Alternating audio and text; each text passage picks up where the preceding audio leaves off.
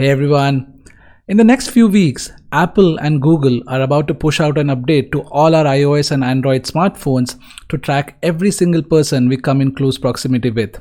This is to enable one of the most important tools in our fight against the coronavirus, contact tracing.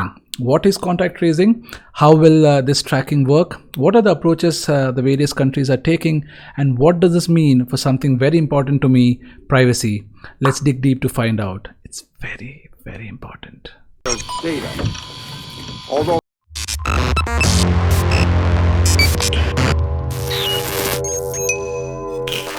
So what is contact tracing? Pretty straightforward. It's a way for public health authorities to track all the people that an infected person has come in contact with and make a log of it. This helps them deploy countermeasures like quarantining and higher tests for this identified set of high-risk individuals. But how will an infected person remember or even know all the people he has come into close contact with? This is where smartphones help, and this is where Apple and Google come in. So how does it work? The system leverages Bluetooth Low Energy, which is available on all smartphones, and is constantly emitting a unique code from your device, and also logging the unique code emitted by everyone within Bluetooth range of yours. So Bluetooth range is typically 10 to 20 meters. So your phone is capturing anonymously a log of every single person who has come within 10 to 20 meters of you, who also have this system enabled on their phones. So how does this work? Suppose two people are in proximity of each other and their phones are enabled with the system. Their phones will exchange anonymous identifiers using Bluetooth, and later if one of them is diagnosed with COVID, that person has an option to upload this diagnosis to the system. Now the previous person's phone is constantly checking the system on a daily basis to see if any of the people she came in contact with is diagnosed with corona. If yes, she will receive a notification saying that you have been exposed to a person who has been diagnosed positively, and then she can follow up with the authorities for the next set of actions. Now let's answer some basic questions on privacy. data. The encryption architecture being used for this system is pretty robust, but what does that mean for end users like us who will be using the system? Let's take a look. So these are some important privacy related clarifications about the system that we know so far. 1. Explicit user consent will be required. So you will have to explicitly sign up for this service, for the service to be enabled on your phone. But this also depends on the country you're in. A country could make it mandatory for every single citizen or resident to sign up for this service. Second and most important, there is no personally identifiable information being collected by the system or sent to either Google or Apple. The Bluetooth code which is sent out is random, and it's not tagged to your user profile or your actual user location in the real world.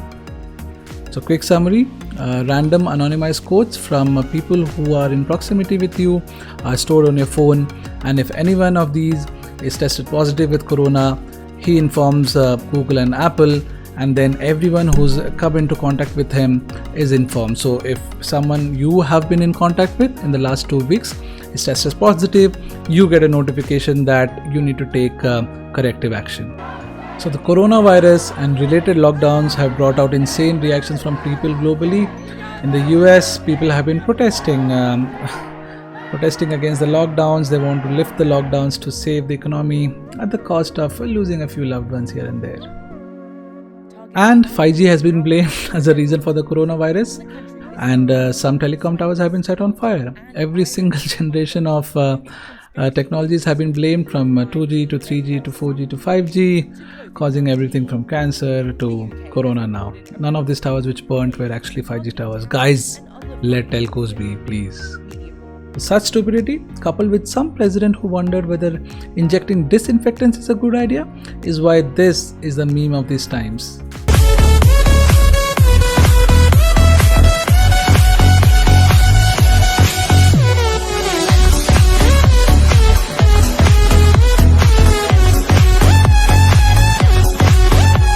So countries have been taking differing approaches to contact tracing. Countries like South Korea, which has had some success in their battle against coronavirus, has taken an approach of aggressively collecting cellular GPS information and information from CCTV camera systems to create detailed logs of people and interactions, and send emergency alerts in case a person has been in contact with someone who's been infected with the coronavirus. Countries like Australia and Singapore have taken an approach of creating their own apps. This has a technical challenge that these apps need to remain in the foreground to exchange Bluetooth information, consuming a larger amount of battery than the Google Apple solution. But also, for contact tracing to be efficient, at least 40 to 60% of the population must sign up for it. And I think as per the last update, Singapore, despite being pretty authoritative, had close to 20% of people sign up for it. Australia had some success, 2.8 million downloads as of Wednesday, but this is still about 10% of their overall population. They still have some distance to go before these apps become effective. So most of the other countries are following one of these two approaches, either a decentralized approach like Apple and Google is pitching, or a centralized approach like Australia and Singapore is taking. UK, for example, is launching their own app, the NHS CV19. France has urged Apple and Google to ease some of its privacy rules. France wants to collect additional information than what the Apple-Google system offers. Germany initially was opposed to the Apple-Google approach, but now has agreed that a decentralized approach works best for Germany. So in conclusion, contact tracing is a powerful tool in our fight against the coronavirus, but it requires 40 to 60% of the population to sign up for the same. Google and Apple, because of their 100% dominance in the smartphone market, are best placed to implement the same. They have put out very strong statements on privacy, but it's up to the governments to ensure that these systems are limited in use and this information is not shared to other parties like advertisers. So that's been my video. If I goofed up somewhere, please tell me in the comments. Like, share, subscribe, and show me some love. See you next time. Bye.